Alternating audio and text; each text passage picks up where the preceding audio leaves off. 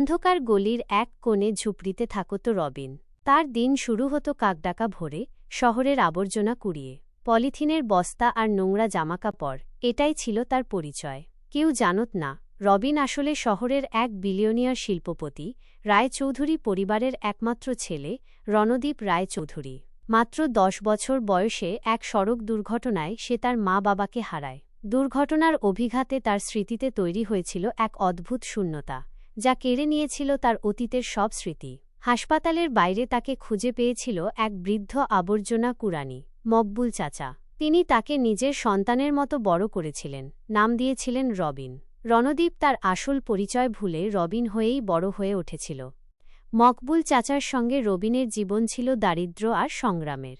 স্কুলে যাওয়ার সুযোগ হয়নি, বইয়ের বদলে তার হাতে উঠে এসেছিল লোহার শলাকা আর আবর্জনার বস্তা। তবুও রবিনের চোখে ছিল এক অদ্ভুত দীপ্তি, মনে ছিল মানুষের প্রতি অগাধ মমতা। বস্তির প্রতিটি মানুষ তাকে ভালোবাসত। তাদের বিপদে রবিন সবার আগে ঝাঁপিয়ে পড়ত, নিজের সামান্য খাবারও ভাগ করে খেত। বস্তির পাশেই ছোট একটা চায়ের দোকান ছিল। দোকানের মালকিন, মিষ্টি আর হাসিখুশি রিয়া, রবিনের প্রতি এক গভীর টান অনুভব করত। রিয়ার স্বপ্ন দেখত একদিন রবিন এই বস্তির জীবন থেকে বেরিয়ে আসবে। রবিনও রিয়াকে মনে মনে ভালোবাসত, কিন্তু তার নিজের পরিচয়হীনতা তাকে এই ভালোবাসাকে প্রকাশ করতে বাধা দিত। তার ভয় ছিল, যদি তার আসল পরিচয় কখনো সামনে আসে তাহলে রিয়া হয়তো তাকে ভিন্ন চোখে দেখবে।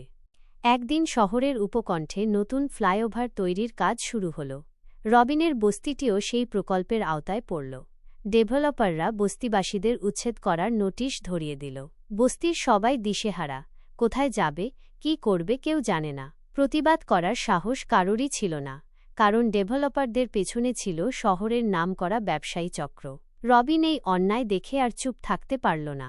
সে বস্তির সবাইকে একত্রিত করে তাদের অধিকার আদায়ের জন্য আন্দোলন শুরু করল। তার এই লড়াইয়ের মুখে ডেভেলপাররা প্রথমে থমকে গেল, কিন্তু তারা তাদের শক্তি প্রয়োগ করতে দ্বিধা করল না। বস্তির ওপর নেমে এলো লাঠিচার্জ আর গুন্ডাদের আক্রমণ। রবিন বুক চিতিয়ে বস্তিবাসীদের রক্ষা করল, নিজেও গুরুতর আহত হল। তাকে নিয়ে যাওয়া হলো স্থানীয় হাসপাতালে। হাসপাতালে জ্ঞান ফেরার পর রবিনের চোখে পড়ল সাদা দেয়াল আর পরিচিত মুখের ভিড়। তার পাশে বসেছিল রিয়া, তার চোখ জলে ভেজা। ডাক্তার তার শারীরিক পরীক্ষার পর কিছু জরুরি রিপোর্ট দেখালেন। রিপোর্টের একটি অংশ দেখে ডাক্তার খানিকটা চমকে উঠলেন। তিনি জানালেন, রবিনের মাথায় একটি পুরনো আঘাতের চিহ্ন আছে, যা তার স্মৃতিভ্রংশের কারণ হতে পারে। এই আঘাতটি সম্ভবত শৈশবে হয়েছিল। ডাক্তার পরামর্শ দিলেন, আরও উন্নত চিকিৎসার জন্য তাকে শহরের বড় হাসপাতালে স্থানান্তর করা উচিত। সেই বড় হাসপাতালেই ঘটে আসল ঘটনাটি। রবিনের মস্তিষ্কের স্ক্যান করার সময় ডাক্তাররা একটি পুরনো এক্স-রে রিপোর্ট হাতে পেলেন, যা রবিনের শৈশবের দুর্ঘটনার সময়কার। সেই রিপোর্টটি পাঠানো হল শহরের অন্যতম সেরা নিউরোসার্জনের কাছে। ডাক্তার রিপোর্টটি দেখেই চিনতে পারলেন, তিনি রায়চৌধুরী পরিবারের পারিবারিক চিকিৎসক ছিলেন।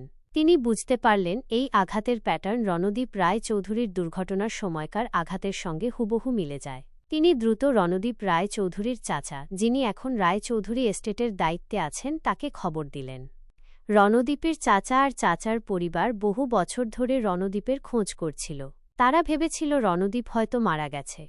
যখন ডাক্তার তাদের খবর দিলেন, তারা প্রথমে বিশ্বাস করতে পারলেন না। দ্রুত তারা হাসপাতালে ছুটে এলেন। রবিনের মাথার ব্যান্ডেজ খোলা হতেই রণদীপের চাচা তার ছোটবেলার চিহ্ন দেখে চিনতে পারলেন। তাদের চোখে জল, বহু বছরের হারানো সন্তানকে ফিরে পাওয়ার আনন্দ।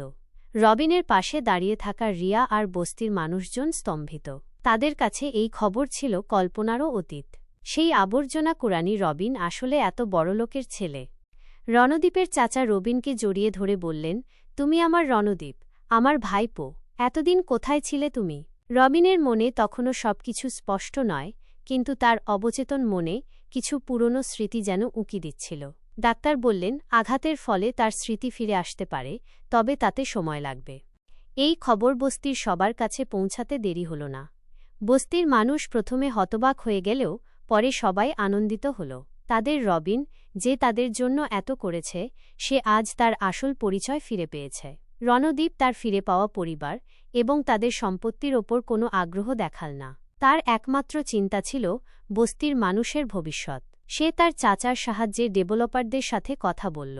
রায়চৌধুরী পরিবারের প্রভাব খাটিয়ে সে বস্তিবাসীদের জন্য নতুন আবাসনের ব্যবস্থা করল, যেখানে আধুনিক সব সুবিধা থাকবে।